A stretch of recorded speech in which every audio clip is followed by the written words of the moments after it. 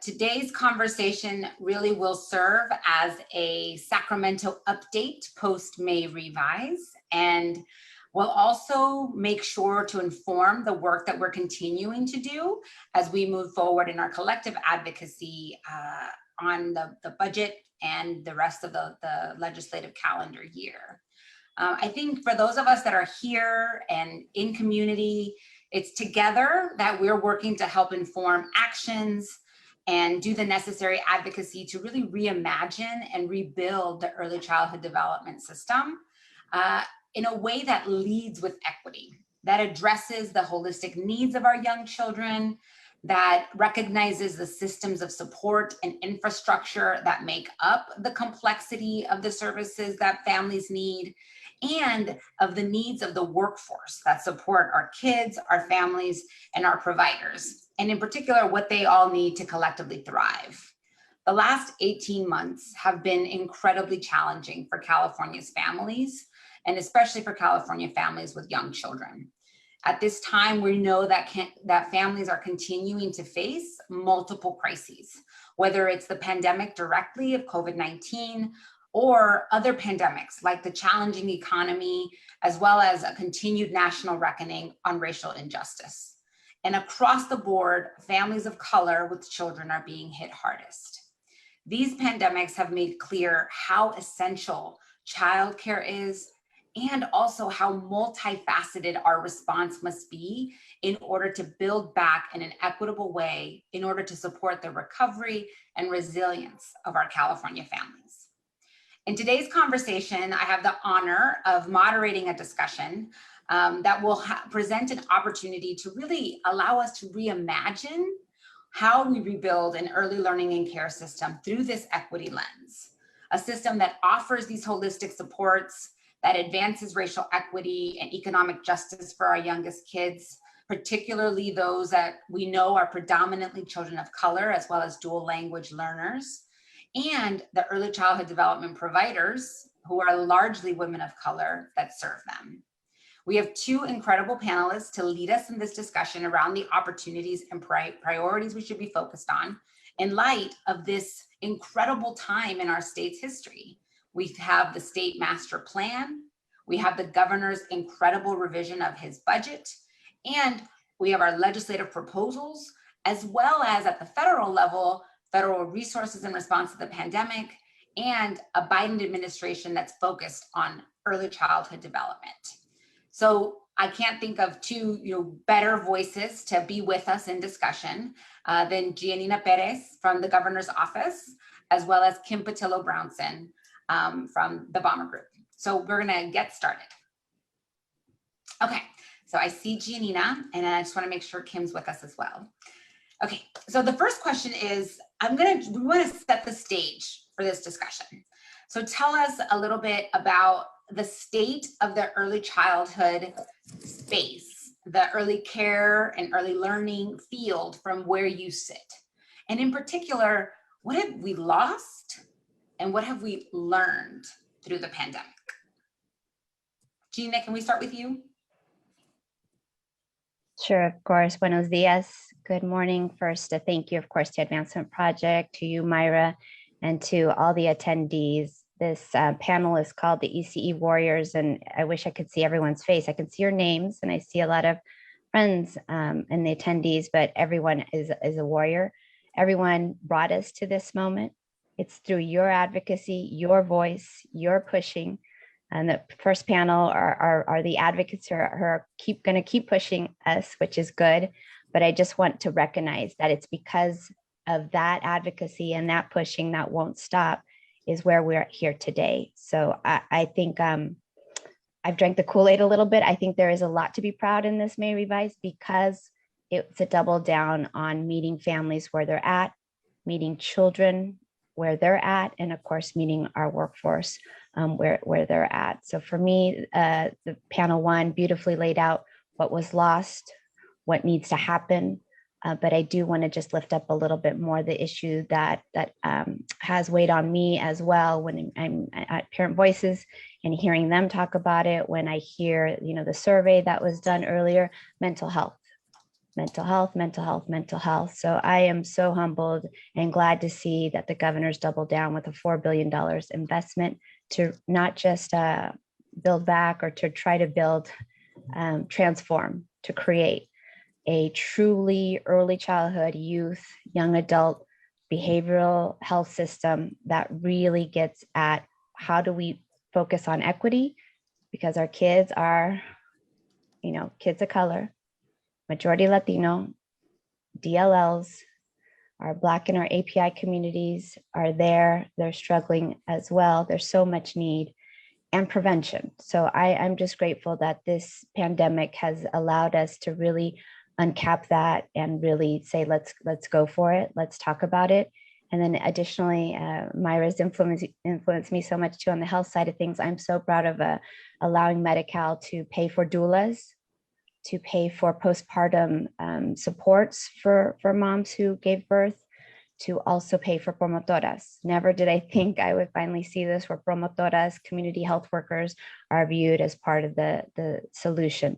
So to me, that's where I look at early childhood, and this is why I came to this position of how do we talk about whole child, whole family, whole community investments. Our ECE is the nucleus of that, of course, but I'm so proud that we're able to look bigger and beyond. So we're looking at economic supports, direct cash. That's what we've also heard.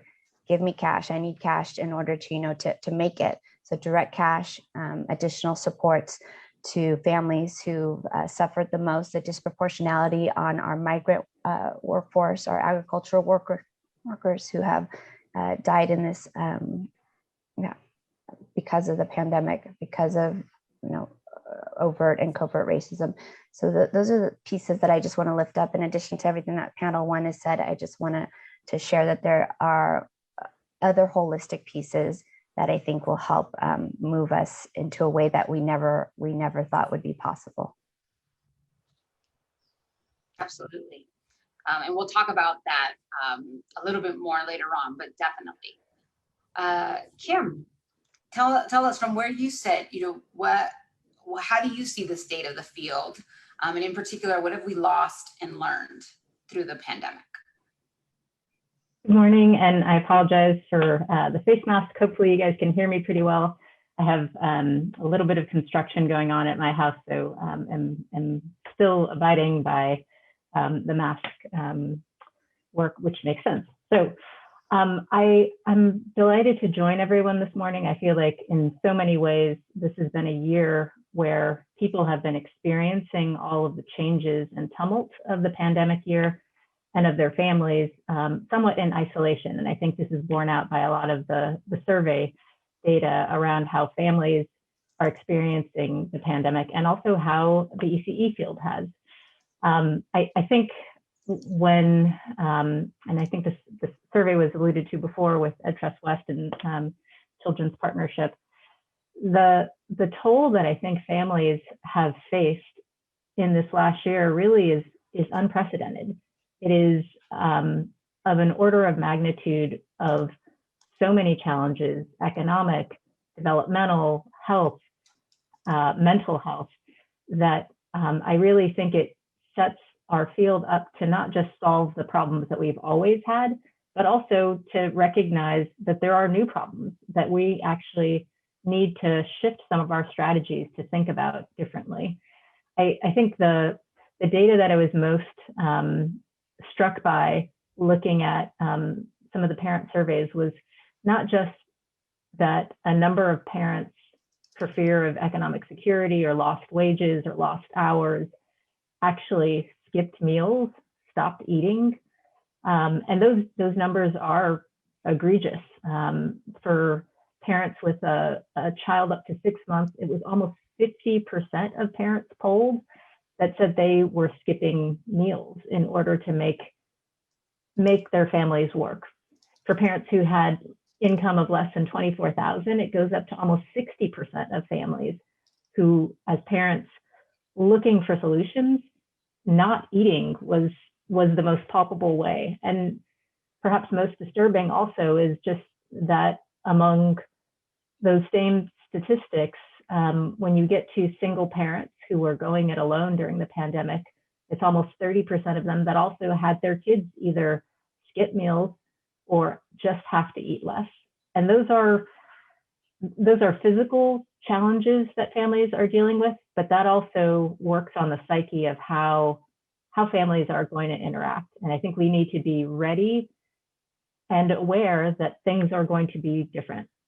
The last stat I'll just share by way of context as to what we've seen, what we've learned, is that it's almost 3 in 4 parents of young children who are worried about their social, their emotional, their cognitive development as a result of Corona.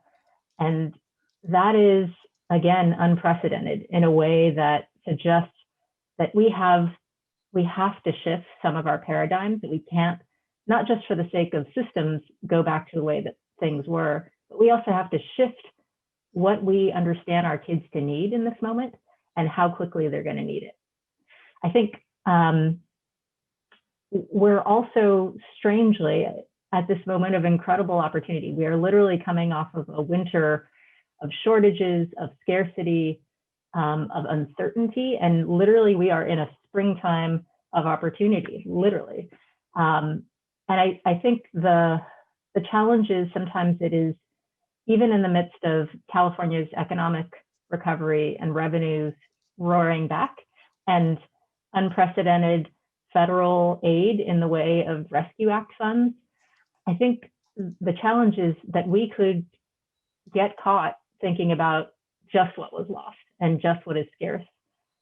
And what I think our mental shift has to be about what will actually drive and transform child outcomes, not just incrementally sort of build back the miniature pieces, but actually what will transform how our children in the next couple of years experience their first couple of years as Californians. I think maybe the last thing I'll just say is that on this issue of how the COVID year and the year where young children of all ages, but even some very young children, given how many children were watching television during the pandemic year, heard about George Floyd and racial justice and racial inequities. It, in some ways, I think just punctuates what we have always known early childhood to be an incredibly effective tool in fighting against the disparities that have always been with us.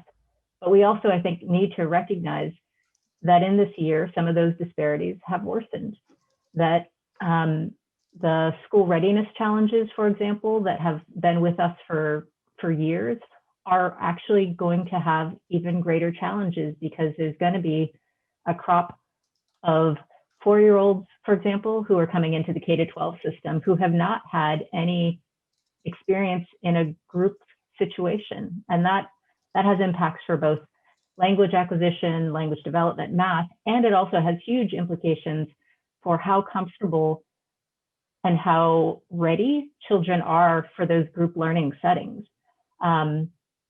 So I think I'll maybe just close on this idea of, in this moment of reinvention and opportunity, we have to also recognize that it's a moment to actually think about not just what have always been our challenges, but the challenges that are unique to this particular moment as well. Absolutely.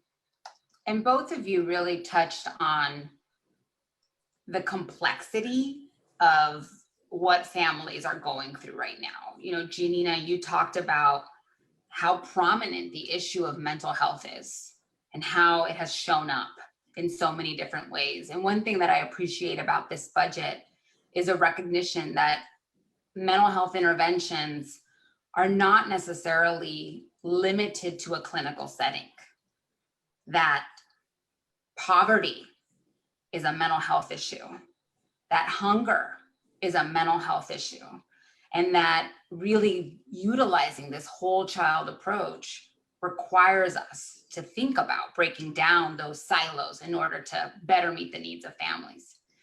And Kim, you talked about you repeated the data that is so telling of families' experiences. but recognizing that it's not enough to go back to what we had before, because that wasn't enough for millions of our children who have been historically marginalized and left behind. And so that this opportunity to really reimagine and rebuild requires us to think differently. And knowing that this pandemic, these multiple pandemics have unveiled the reality that so many of our families are facing, but also the hope that we have with this abundance of resources and one-time dollars that are coming down from the federal government, but also the economic situation that we're in. How do you both then use this opportunity to reimagine and rebuild our field in a way that leads with equity and that focuses on these comprehensive services, when really it's a challenge to how we've done things in the past, right? Many of our programs have been siloed, right? It's like early care and learning, healthcare, mental health, nutrition. So many of our programs have been siloed and have ignored that families are multifaceted and don't have the luxury of, let me work on one issue today and one issue tomorrow. So recognizing that we're walking into this challenge, what do we do with that? What do we do with this time to reimagine what our field will look like in the future? And either one of you can respond, please. I'll jump in to say, I think what we all need to do is really go to bat for this issue at the federal level. So we have one-time dollars. I know you're going to go to bat at the state level, which is perfect. Keep doing that. But I don't want to miss this opportunity. This is what we almost had, right, 50 years ago in the Nixon era. Childcare is a public good. Childcare is a public good. K-12 is funded in a way where everyone says, yes, I'm investing money into this because it's a public good. I will benefit from it even if I don't have children in the K-12 system. We need to meet this moment and show that this childcare deserves ongoing dollars to the same impact and effect and recognition that it is human capital infrastructure. We are investing in the future today and tomorrow. So I would be remiss if I didn't say, let's take this moment and go after the federal monies as much as possible, in addition to the conversation that we will keep having with all of you and our legislative partners in the coming weeks about what the state will be doing as well. I also need to give the shout out to is happening come July 1 with Department of Social Service now taking over the vast majority of our childcare programs. Our CDE partners, and I thought I saw Sarah's name here in the attendees list, have been remarkable. And I so look forward to working closely with Sarah and Steve and the rest of the Department of Education on how to truly make a strong pre-K to third grade system work for our kids, because as Kim shared earlier, we know that the opportunity gap is there. It actually decreases in our K-12 system. It is larger when we're talking about prenatal to 5. So we know that's where the investment needs to be, because if we want to really get kids set up for success, it really is, in my opinion, a prenatal, to college, career, and beyond, to really make sure that all of us have what we need to support our own families and our children. So with DSS there, with Department of Education, with the ability to really look at this whole child lens, like you said, Mayra, the silos need to come down. We need to think about this differently. Government is slow. I still am fully appreciating how it takes a lot longer. You have a great idea, and to move it takes a lot longer than I think many of us thought it would. So please bear with us in that respect, but it's worth it. It's worth it to have one of our programs at Department of Social Service, who we all know that Kim Johnson is one of the epitomes of the ECE warrior in our state.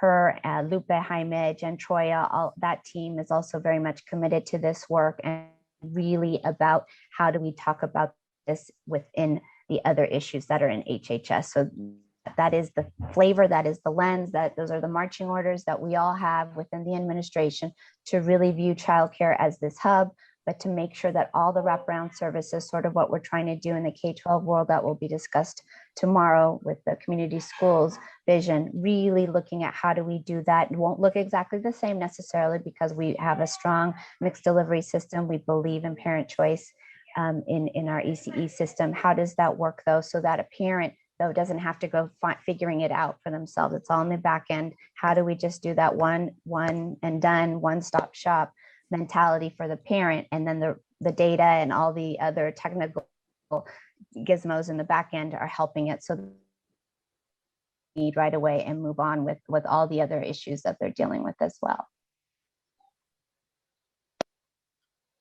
I want to actually just think about that from the field angle, because it's having spent the better part of the last decade defining myself as a ECE advocate. There's a mind shift that also I think is happening where we're starting to define ourselves as early childhood advocates, even if it's not necessarily a program that we run, it's not necessarily something that has been baked in for the last 10 years. I think the opportunity for the field that cares about young children to care about the various ways in which young children face challenges. And so to the point that you were making earlier, Mayra, around poverty, the inclusion, for example, of the young child tax credit, I think is incredible and something that came from many discussions out of Autumn Burke's End Child Poverty task force that was brought forward by the governor's team. I think recognizing the myriad things that young children need in order to thrive and what their families need is part of the shift that is in process and incomplete. But seeing people show up to one another's hearings, for example, in support of things that are not their bread and butter issues, that are not necessarily the programs that they run, is I think just a incredibly necessary and exciting shift within the field.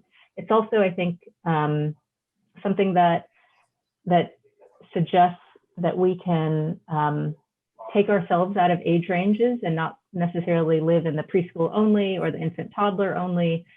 And if we're early childhood advocates, it also means, for example, to your earlier comment, that we think about infant mortality as part of the racial justice sort of agenda as to what happens to young children. And as a field, we have not been active on that issue historically. We have been silent or absent.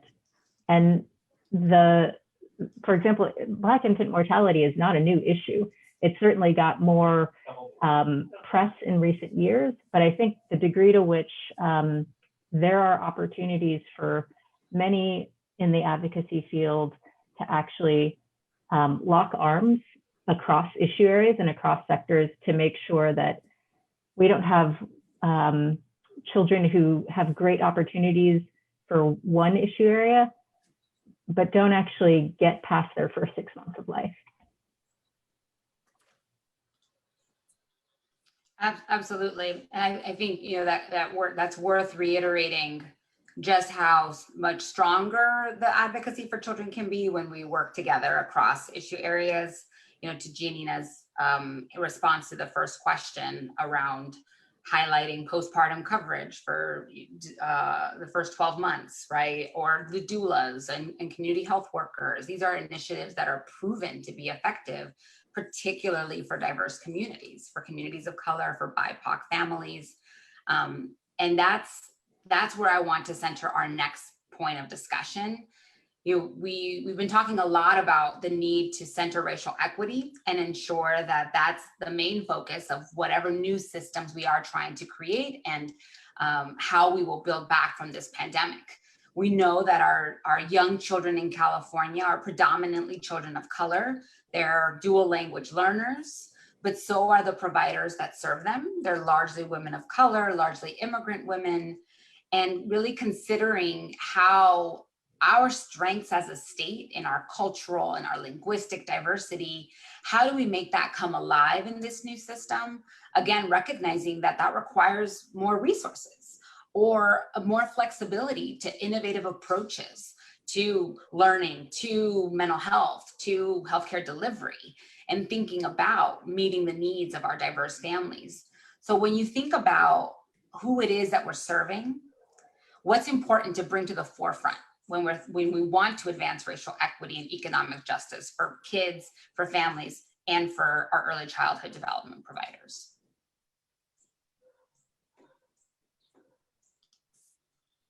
I'll jump in and address one of the aspects of the state budget. And I know there's been a fair amount of discussion around transitional kindergarten.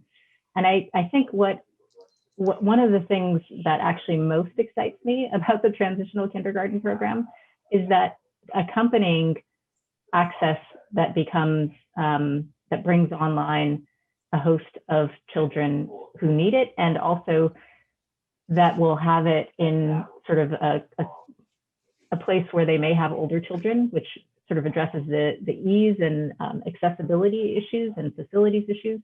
But the thing that is actually not talked about half so much is that in the governor's proposal, there's also a hold steady for existing CSPP, the state preschool program, which if all of those slots then go to 3-year-olds, to low-income 3-year-olds who tend to be Latino and African-American,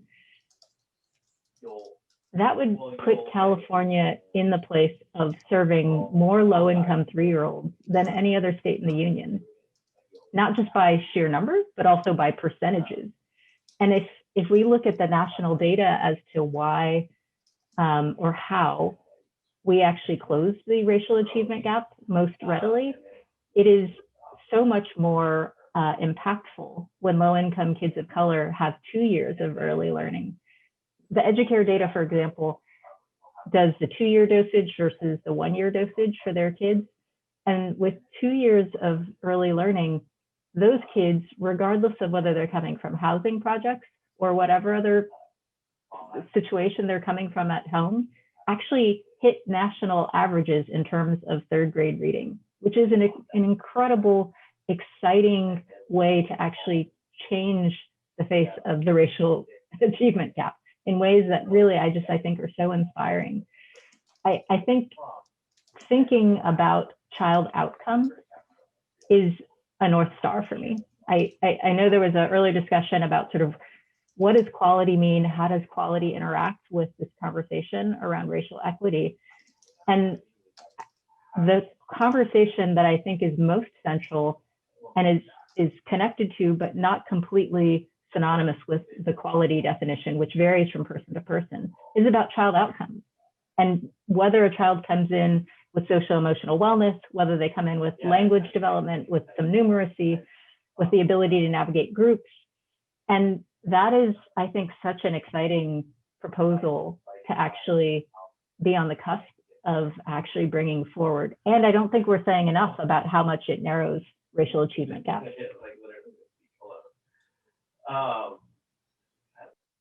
Okay, I'll jump in. Thank you, Kim, for that. As always, appreciate your perspective on this. Stepping back a little bit larger to your question about what more do we need to do, I think this year it's you can't let it back in. It's completely different now. Racial equity is the forefront. Some of us were talking equity, way back when, before many people, started speaking this language, which is wonderful.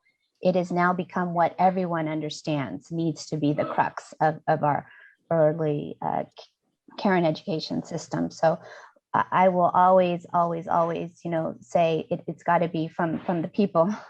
What our CCPU partners, what our childcare workforce has made abundantly clear is that this is about Black and Brown women. We know that. This is also about Black and Brown families, because we are the ones, who have the highest need in terms of economic opportunities. So it's very clear, like it needs to come from the community, and more groups that very much admire are using that model of community policy making. What does the community say we need, and how do we then create policies that do that? And then the feedback loop of what the policies the state tries to put forward, the advocacy groups that are connected to community are making sure that community folks also weigh in on that. So I think we are now about to unleash this new way of being that I've always admired in the K-12 space, where education equity groups, racial equity groups are, all absolutely clear about child outcomes. What do we need to close the achievement gap? How do we set children and families up for success? And in the early learning space, I see more and more that people want to have these conversations that was brought up earlier today about quality. I think we do need to have that in the safe space where we're all recognizing that we're all looking in the same direction. My assumption is we want the best for our kids and our families, but at this point, it's not set up. Black and brown kids do not have the same opportunities. So what do we need to do to remedy that situation? And I just want to also, give a shout out to many of our folks, our white allies who, when I was in the ECE coalition, I'll just say it, for many, many years, these issues weren't talked about, and now they are being talked about. I applaud that. I know it's not comfortable, but I think, yes, that's what needs to happen. So thank you for everyone for having these conversations. And I know we're going to keep having them. But for me, I think that it's at the forefront, and everyone's just going to keep pushing it. And it's now it's the norm. It's the norm for everyone to understand that racial equity needs to be what we're all focused on. And then we work around all of our policies and strategies to achieve that. Absolutely. I mean, I think it's important to keep in mind that in thinking about the impacts of the pandemic on families in California, that the impacts to certain families have been more grave than others, simply because of the jobs that parents held, the housing situations that they are living in, any number of factors. And thinking through how we then support those families is a collective effort that we all must do together, including many of our workforce members, right? How do we make sure that they are strong enough and supported enough and healthy enough to be able to take care of our babies, right? Of our little kids. So Mayra, I appreciate. No, go sorry, ahead. I'm just going to jump in on one other related topic, which is it's a fascinating thing to see the K-12 literature on the importance of having people of color educators, and in terms of how much that actually, again, drives child outcomes and student outcomes and wellness outcomes and aspirational outcomes for children. And I think it's one of the things, as we talk about both workforce equity and parity and wage issues, there's also an aspect which I think we're in a moment where we're trying to figure out what the workforce of the future looks like. And I think that needs to be part of the conversation, because there is a robust literature and research base around why it actually matters to keep our workforce diverse and to actually retain a diverse workforce where young children, the same as K-12 children, can look at their educators, their family child care workers, their center-based teachers and teaching assistants, and see powerful figures of authority and love who look like them, and that there are concrete, measurable benefits. It's not just because we think it's a nice idea. There are reasons that are well documented as to why we need to keep our workforce diverse and retained, and also to figure out different scaffolding for opportunities for workforce development and pathways in. Absolutely. I mean, shorthand, right? Representation matters in so many different ways. And I could not agree more. And I know our audience appreciates that. But appreciate your note, Kim, about how we highlight the strength of the early childhood space and field, and recognize that in order to take advantage of that strength, we have to invest in it, we have to support it, and we have to nurture it so that it can be successful for and have the positive impacts on our young ones' healthy development. So that makes a ton of sense. Absolutely. So with that, and recognizing that, again, these our families are so hard hit by the pandemic, and that there's new information coming out almost every day when it comes to the pandemic. We just got the release of the vaccination for kids 12 to 15. We anticipate over the next few months, or at least hopefully by the end of the year, that young children will soon be a critical population that we want to reach. I'm sure many families, at least anecdotally, what we've been hearing, it's difficult when you have one child that's vaccinated and you can't vaccinate another, right? When you've got all these public health guidances coming at us and how we navigate those systems while also taking care of our baby's well-being. So can you think about this conversation that we're having, a whole child approach, centering racial equity?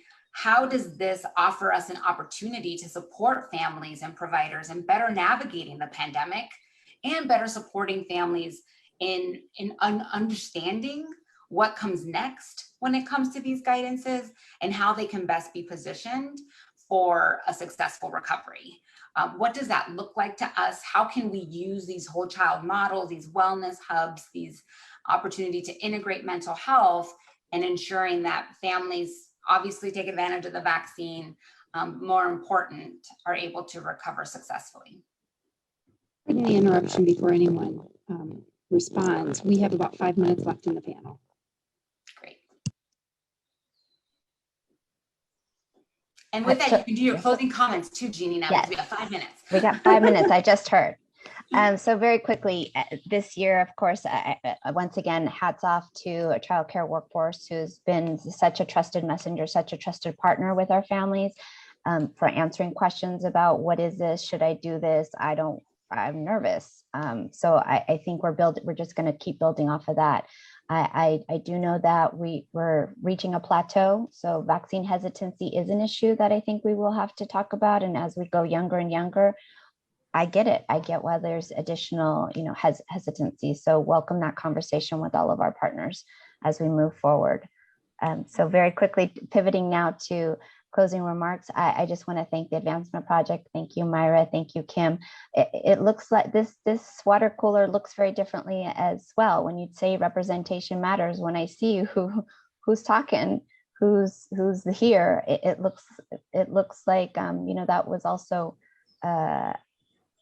was also intentional as a way to say that we have very unique and diverse voices more and more in this field. And so I thank you for that. I thank everyone for all the work that they've done. Panel one, initially I was like, oh, they don't like anything that's in the May revise.